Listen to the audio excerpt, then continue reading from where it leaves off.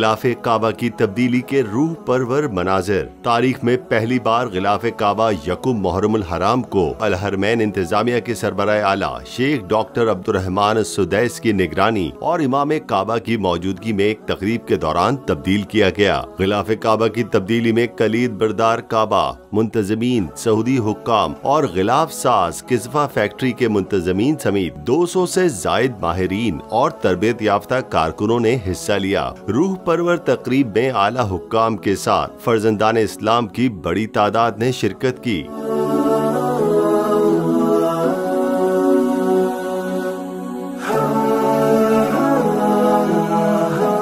खाने काबा का गिलाफ किंग अब्दुल अजीज कॉम्प्लेक्स में तकरीबन 200 से जायद कारीगर और मुंतजमीन मिलकर तैयार करते हैं। गिलाफे काबा की लंबाई 50 फुट और चौड़ाई 35 से 40 फुट है। गिलाफ की तैयारी में तकरीबन 670 किलोग्राम खाम रेशम इस्तेमाल होता है, जो कॉम्प्लेक्स के अंदर स्याह रंग में रंगा जाता है।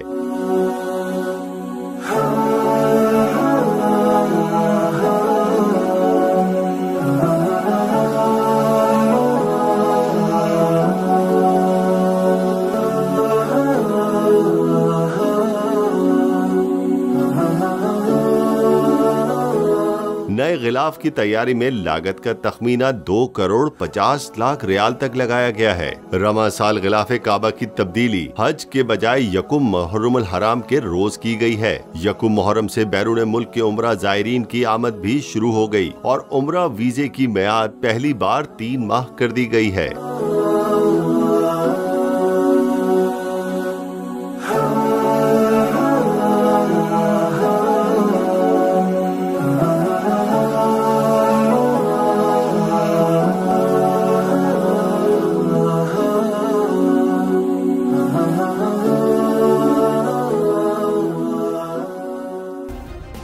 सब्सक्राइब करें और बेल दबाएं ताकि कोई खबर रह न जाए।